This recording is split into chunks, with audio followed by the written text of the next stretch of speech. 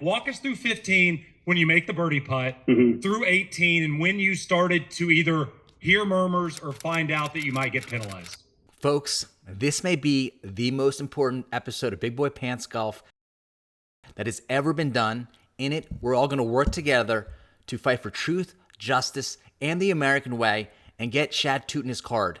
He was recently on the Shane Bacon podcast. In the interest of full disclosure, I don't like Shane Bacon at all. He also actually ruins his own podcast because you're trying to listen to Shad Tuten explain what's going on, and that's all you really care about, while Shane Bacon keeps interrupting him with... Not just because you have an amazing name for a broadcaster. I mean, Shad Tuten, as somebody that has Bacon as their last name. Shane Bacon, of course, making it about himself. And then making Shad Tuten have to continually say... Yeah, so... And then continue on with the facts that went down that led to him eventually getting a 2-stroke penalty and losing his PGA Tour card.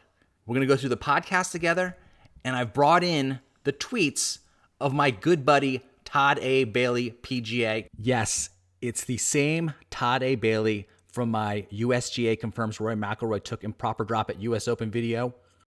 The same Todd that challenged me to call the USGA, bet you $100 you won't do it, and who also bet that I'm better at movies than books. Todd, you aren't wrong. I am better at movies than books. But that's beside the point. Todd hops on my Twitter again about this fairly innocuous post I made about Tiger Woods. Todd gets in there, defends Tiger. We go back and forth. But then every time I think about Todd, I think about a person who, despite the PGA by his name, Todd A. Bailey, PGA, I don't think this guy really knows the rules. It's shocking. But we can use this to our advantage because we can use Todd as the everyman who thinks he knows all the rules but actually doesn't know the rules. So I very cleverly get Todd over onto the Shad Tuten issue to get his insight because, again, he has a PGA by his name, so you think he'd know the rules. Turns out that Todd A. Bailey thinks that rule needs to be changed. As you'll see as this video progresses, is the fact that this rule is irrelevant. It's another rule regarding the use of video that was changed a few years ago that wasn't followed. That's the issue. So I point out that with Shad, we see that the video supposedly shows him not putting the ball in the same place, though the video doesn't definitively show that. And then I actually give him, Todd A. Bailey, the rule. In 2017, the rule was changed regarding the use of video review.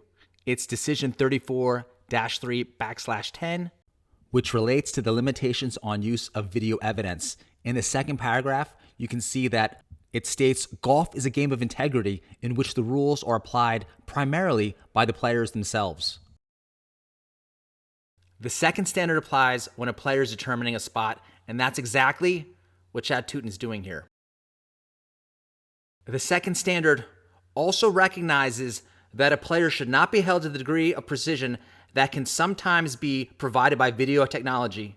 Examples include determining the nearest point of relief or replacing a lifted ball. This ruling continues with, so long as the player does what can reasonably be expected under the circumstances to make an accurate determination, the player's reasonable judgment will be accepted.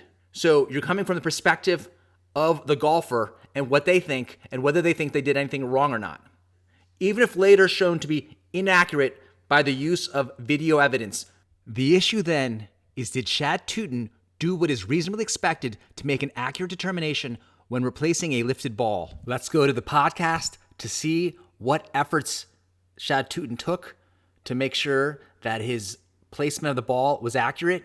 So get down there, mark my golf ball like I normally do, like all week. We played lifting in place pretty much the whole week, or the whole week, and marked my golf ball. It rolled forward like I always mark my golf ball with a T on it, right up under the Titleist, so I know exactly where the center of the golf ball is. So it's a good aim point for me. Okay. So Shad Tuten is very thorough with this process of marking his golf ball, and they've been playing lift, clean, in place the whole week. Rule 14.1, marking, lifting, and cleaning ball. It states that you must place a ball marker right behind or right next to your ball when you are marking it.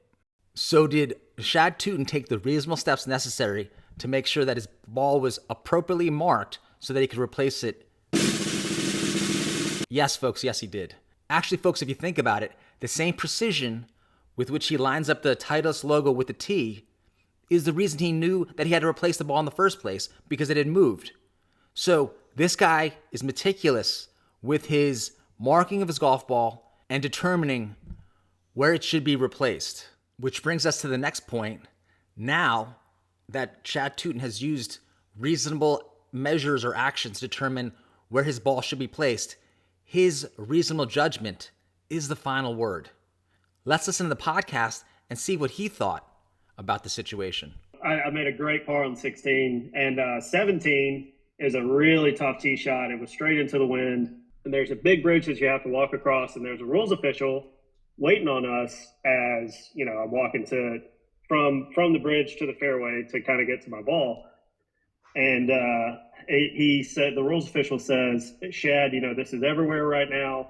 And you need to look at this and tell me exactly what happened. And I'm like, okay, like, I don't know what's going on.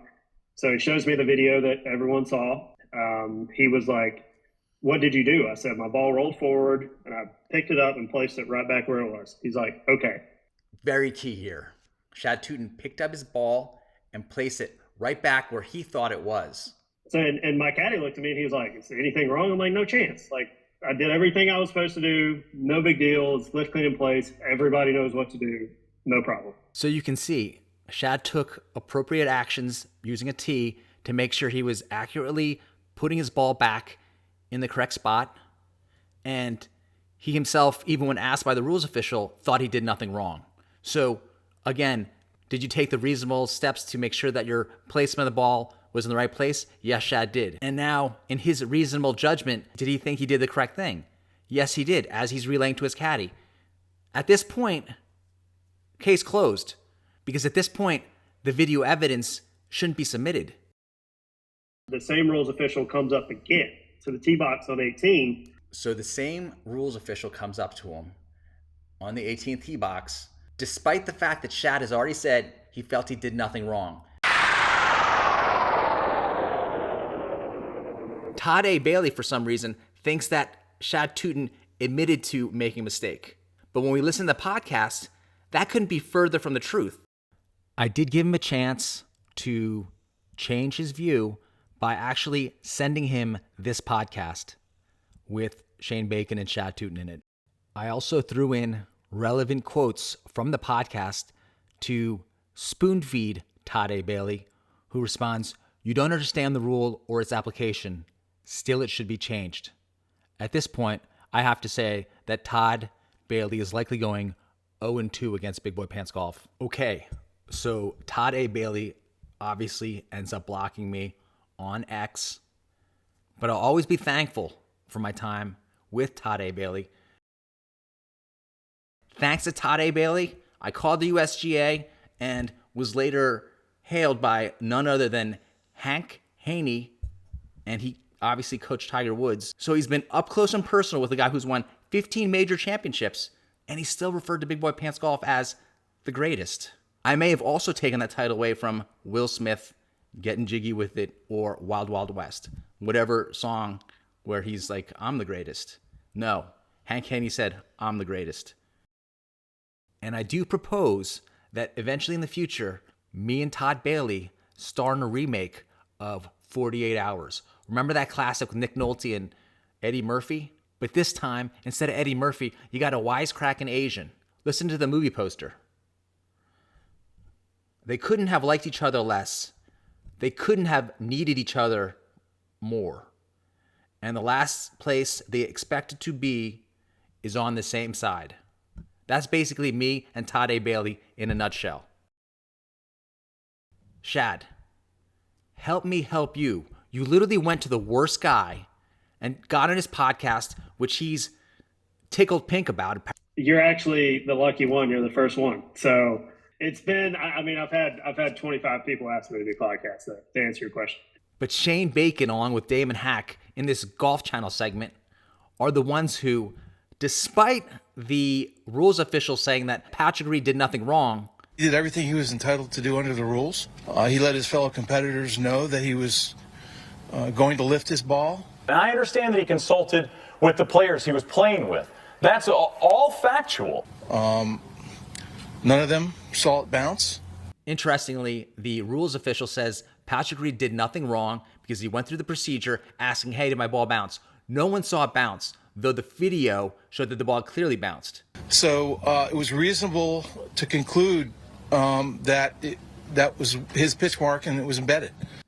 So it was reasonable for Patrick Reed to conclude that his ball was embedded. Those watching may not understand why he decided to pick the ball up to try to determine if the ball was embedded without a rules official with him. Right. The point being is he hovered around a golf ball for a long time, and it seemed like he grabbed the ball first and then decided to make a decision on the rule. But that's kind of standard operating procedures out here, is that right? Yes, the player's entitled to do that. So though Shane Bacon and Damon Hack read the actual rule and hear what the actual official said, repeating over and over that Patrick Reed did nothing wrong, He did nothing wrong. they then proceed to try to make him look like he did something wrong. And this is why Shane Bacon is a bag. This guy is bottom of the barrel golf journalist. And the buzzword that we heard throughout the night into today is optics, right? Shane Bacon is coming off as one of those perception is reality kind of guys. So he'll see a dude holding hands with another dude and they'll be making out and he'll just assume they're gay. And optics, it's not about right or wrong at times with optics. It's just what people see. Actually, in relation to lift, clean, and place and the use of video, it isn't about optics at all. It's about making sure that you took the proper steps to put the ball back in the right spot, and then it's up to your reasonable judgment, not optics. There was a video of him trying to place his ball under the lift, clean, and place local rule. So as soon as Jim Duncan, the rules official, realizes that the video exists, he should be asking himself, should video be referenced in this case? Once Shad Tuten confirms with the official, and if you listen to the podcast, he confirms with the official multiple times that he did nothing wrong. In my eyes, where I was doing it, I thought that I did it. I placed the ball, picked it up kind of like this, and then put it back. In my eyes, that's what I thought I did. I thought I did the right thing. Shad Tuten goes through how he marks his ball and that he, in his opinion, thinks the ball was put back in the right spot. Should have been end of the story. And I think it's pretty clear in the video that when he placed it one time, that the ball rolled forward a little bit. Unfortunately, that rule requires you to try to replace it on the exact same spot again. He showed, I just kept saying, just show me the video, just show me the video, keep showing me, like, whatever, like, I want to see it, and you tell me. He was like, he explained the rule to me to where when you replace the golf ball, it has to be on the exact same spot. He kept saying that, exact same spot. That is incorrect. And then if it won't stay at rest, that's when you find the nearest place that you do, just like any other rule that requires, placing. And Shad Tuten states that he felt like he placed it in the right spot. So even though factually it might have been off by an inch or 2 inches via the video camera, you're not held to that standard. You're held to the standard of attempting to do your best by placing a tee there, and then in your own reasonable judgment, putting it in the spot that you think it was. It doesn't have to be the exact same spot. And the use of the video rule explicitly states that even if video evidence later shows that you put it in the wrong spot, it doesn't matter. 99.999% of golfers in this world play golf without rules officials or anybody hovering around to help us out. Right. It's about us. It's about honor. Golf is a game of honor and integrity, and we as the players are always calling penalties on ourselves. If you listen to the podcast, Shad Tuten says that 3 times in the past he's called penalties on himself. Why is this happening to me? Because I'm a good guy. I've always played by the rules. I mean, I've called a penalty on myself 3 times. One was in final stage. This guy is as honest as the day is long. And for these rules officials to still question his place on the ball, you're calling his character into question. And if Shad has future issues, does he become the next Patrick Reed where... Now, neither person in that scenario did anything wrong, but it looked wrong. You got the Shane Bacons and the Damon Hacks of the world saying, hey, where there's smoke, there's fire. He has a reputation for this sort of stuff. To me, this looks bad for Patrick Reed, a guy that has history of doing these things. By going to Shane Bacon, it's like you went to a corrupt prosecutor for help when you need a great defense attorney. You seriously chose the wrong guy. But that's okay. all the stuff you put out in that podcast confirms that you should have your PGA Tour card. Folks, we got to have a deep and meaningful conversation, end of Jerry Springer show style. What kind of world are we living in where you got the rules official doesn't know what he's doing, then you've got the Todd A. Baileys of the world chirping in with their ignorance, and then finally you got the scumbag Shane Bacons of the world trying to smear you even if they know you didn't do anything wrong. I think it's all time we put on our big boy pants and helped out Shad Tuten by reaching out to the USGA. Let's work together. I'm going to give you the phone number for the Rules of Golf Department because they will be able to assist you with that. It's 908 Okay. 326 Okay.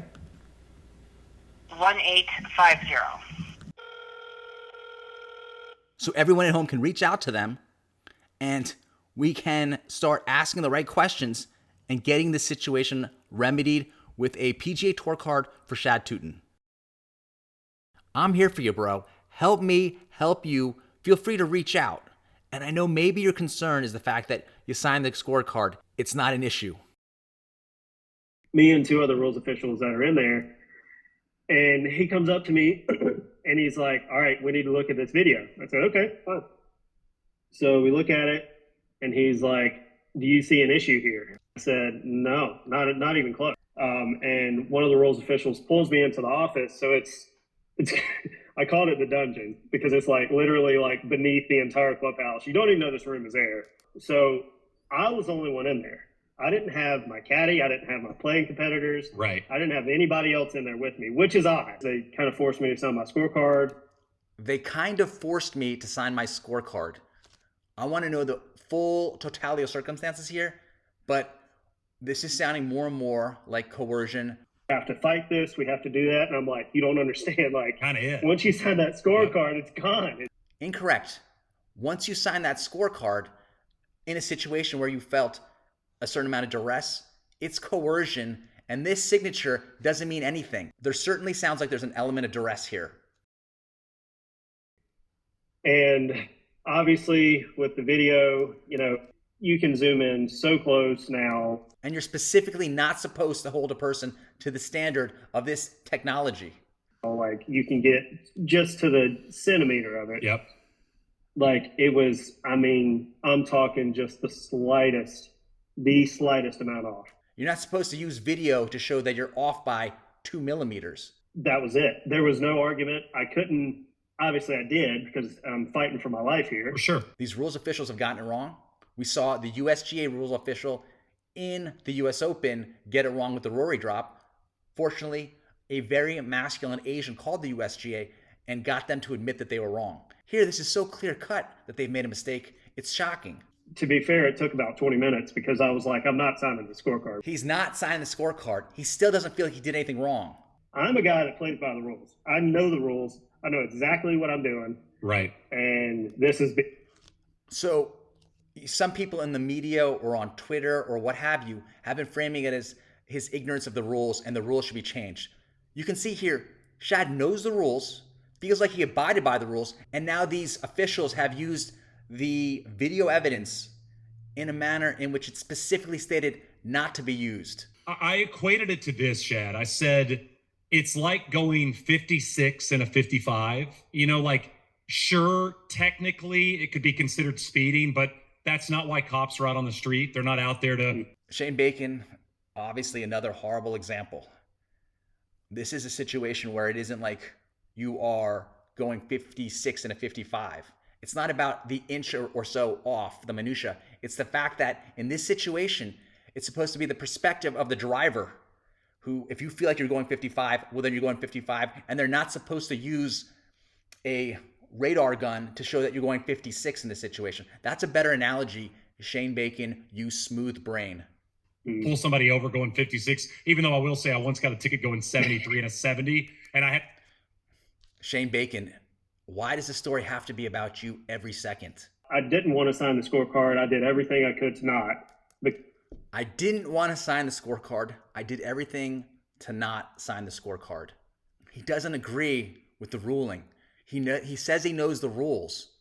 So it really comes down to that these officials use the television footage in exactly the manner in which it isn't supposed to be used.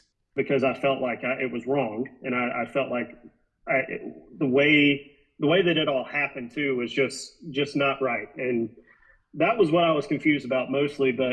And what I'm confused about is, how does a guy like Todd A. Bailey, with no facts of this matter, go out there on Twitter or X and say that he admitted to his mistake and that was that, and he needs to know the rules better? Shane, the hardest part about what I did was I didn't think I did anything wrong. He didn't think he did anything wrong. No, this is not right. It isn't right. These rules officials have completely botched the situation. We are completely living in a golf society now where the guys imposing the rules don't know the rules, even though the rules were changed to address this exact situation. Unbelievable.